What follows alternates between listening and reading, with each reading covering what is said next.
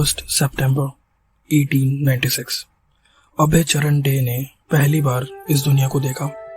गौर Mohan day और Rajni day के घर में जन्मा ये बच्चा सनातन धर्म को ऐसी दिशा देने वाला था जो कि आने वाले कई सालों तक हमें देखने को मिली। अभय नॉर्थ कैलकाटा के फेमस स्कॉटिश चर्च कॉलेज से पढ़ के निकले थे, पर नियति को उन्हें कॉलेज में बांध के नहीं रखना था। जब अभय 22 साल के थे तब उनका विवाह एक महज 11 साल की लड़की से करवा दिया जाता है। अब ये टाइमलाइन है 90s का, तो ये चीजें बहुत कॉमन है। इसी शादी से अभय और उनकी वाइफ को एक बच्चा हुआ जिनका नाम था वृंदावन चरण डे, जिनकी डेथ 2018 में हो चुकी है। अब इस बीच अभय की लाइफ का सबसे बड़ा टर्निंग पॉइंट उनकी जिंदगी में दस्तक देने वाला था। अभय को धीरे धीरे ये रियलाइज होने लगा कि उनकी लाइफ का एक अलग ही पर्पस है, और यही हुआ जब 1922 में अभय मिले इनसे। इनका नाम है भक्ति सिद्धांत सरस्वती, जो अभय को मिलते हैं 1922 में इलाहाबाद, मॉडर्न डे प्रयागराज में। और भक्ति सिद्धांत सरस्वती जी भी बंगाली हिंदू फैमिली से थे जो कि गौड़ीय वैष्णविज्म को फॉलो करते थे। गौड़ीय वैष्णविज्म सनातन धर्म के अंदर आने वाला एक ऐसा फॉर्म है जहां वैष्णविज्म का अर्थ होता है कि भगवान विष्णु ही सुप्रीम गॉड है, उनसे बड़ा कोई नहीं।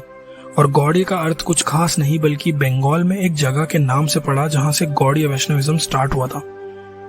अभय 1922 से लेके 1933 तक इसी गौड़ीय वैष्णविज्म को सीखते चले गए, और 1933 में उन्होंने नाम बदल के अभय चरण अरविंद रख लिया। आप में से कई सारे लोगों के दिमाग में ये बात होगी कि आखिर मैं तब से अभय नाम के संत की बात क्यों कर रहा हूँ। बात तो इस्कॉन की हो रही थी। बात तो ये हो रही है कि आखिर ये विदेशी लोग कृष्ण के इतने बड़े भक्त कैसे बन गए। तो मेरे प्यारे से दर्शकों, आपको पूरी स्टोरी जानने के लिए उसका बेस जानना बहुत जरूरी है, तो इस वीडियो को प्लीज एंड तक जरूर देखें। मेरा यकीन मानिए, अगर आप आज इस्कॉन का नाम भी सुन रहे हो तो सिर्फ इनकी वजह से।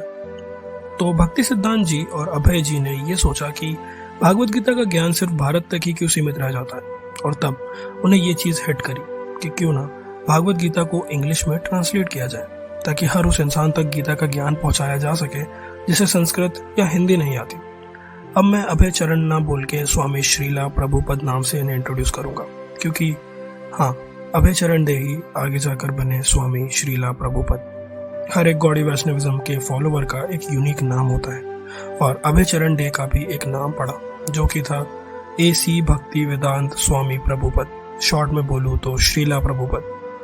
अब प्रभुपद इंग्लिश लैंग्वेज से परिचित थे, तो 1944 में सबसे पहले तो इन्होंने बैक टू गॉडहेड नाम की एक मैगजीन को लिखा और पब्लिश करना स्टार्ट किया, जिसमें कृष्ण से जुड़ी बातें हुआ करती थी, जो कि काफी पॉपुलर हुई। और उनका साथ दे रहे थे अमेरिका में बैठे उनके 2 शिष्य सतस्वरूप दास गोस्वामी और जय अद्वैत स्वामी, जिनकी वजह से 1966 तक मैगजीन की 5 लाख कॉपी सोल्ड हो चुकी थी।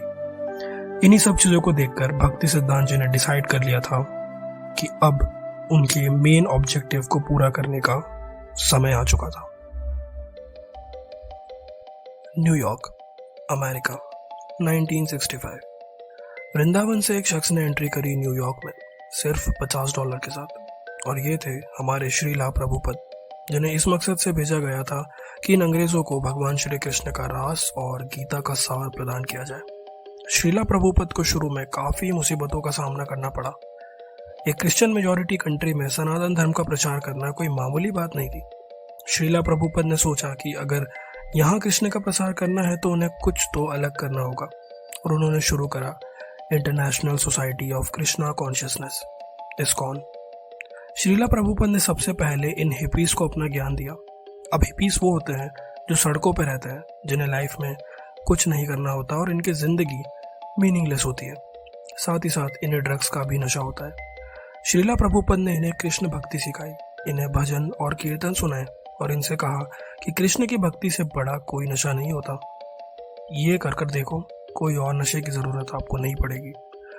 ऐसे देखते ही देखते 1972 में श्रीला प्रभुपद ने पहली बार भागवत गीता को इंग्लिश में ट्रांसलेट करके पब्लिश कर दिया, और ये स्टार्ट था इस्कॉन की ग्रोथ का। इस्कॉन को वेस्ट में हरे कृष्ण मूवमेंट के नाम से भी जाना जाता है, और इस्कॉन के फॉलोवर्स श्रीला प्रभुपद को चैतन्य महाप्रभु का मैसेंजर भी मानते हैं। चैतन्य महाप्रभु जिन्हें नहीं पता उन्हें मैं बता दूं, ही वॉज द अवतार ऑफ राधा माँ एंड कृष्ण जी कंबाइंड। आज के समय अमेरिका में 56 इस्कॉन सेंटर्स हैं और वर्ल्ड वाइड 71 कंट्रीज में 300 से भी ज़्यादा मंदिर आज के समय हमें देखने को मिलता है, जो कि कृष्णा कॉन्शियसनेस को फैला रहे हैं।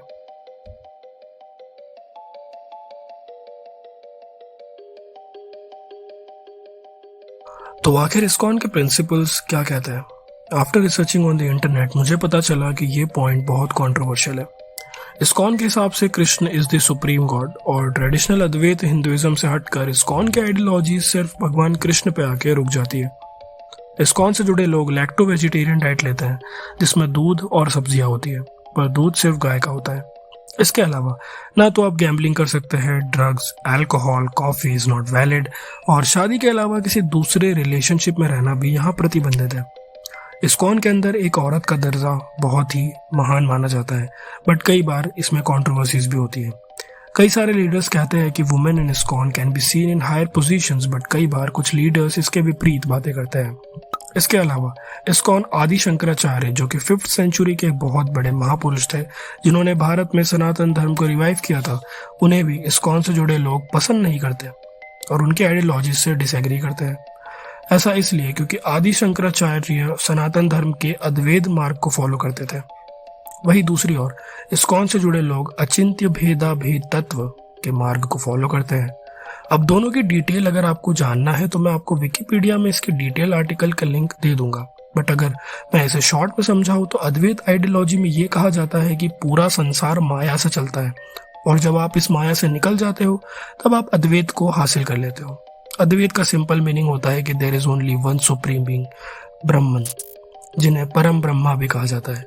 वही दूसरी तरफ अचिंत्य भेदा भेद तत्व के अंदर इनका मानना होता है कि भगवान और आत्मा एक ही है, बस फर्क इतना है कि भगवान यानी कि विष्णु भगवान इन सारी आत्मा को कंट्रोल करता है। वैसे तो ये टॉपिक बहुत ज्यादा लंबा है, पर मैंने कोशिश करी है जितना इजी वे में हो सके उतना इजी इसे बनाऊं।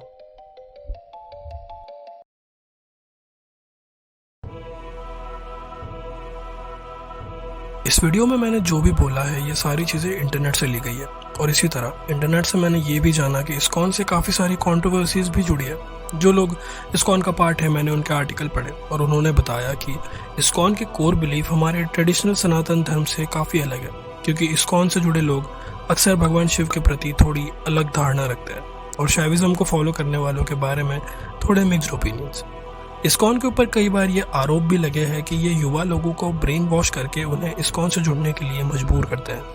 हमारा जो सनातन धर्म है इसके अंदर कोई एक भगवान नहीं होता, जैसा आपको अब्राहमिक रिलीजन्स लाइक मुस्लिम, क्रिश्चियनिटी इन सब में देखने को मिलेगा। पर इस्कॉन की जो आइडियोलॉजी है वो किसी ना किसी हद तक अब्राहमिक रिलीजन से जुड़ती दिखती है, क्योंकि इस्कॉन भगवान कृष्ण को ही सर्वोच्च मानता है। सबसे बड़ी कंट्रोवर्सीज तो अभी रिसेंट में हुई जब अमोघ लीला प्रभु, जो कि बहुत चर्चित है, उनके स्वामी विवेकानंद और गुरु रामकृष्ण परमहंस के ऊपर आपत्तिजनक टिप्पणी करने के बाद उन्हें इस्कॉन ने बैन कर दिया। अंत में मैं यही कहूँगा कि इस्कॉन अपनी जगह सही भी था, क्योंकि उसने सनातन को विश्व तक पहुँचाया, पर बात यही आती है कि क्या वो पूरी दुनिया को असली सनातन धर्म का ज्ञान पहुँचा रहा है।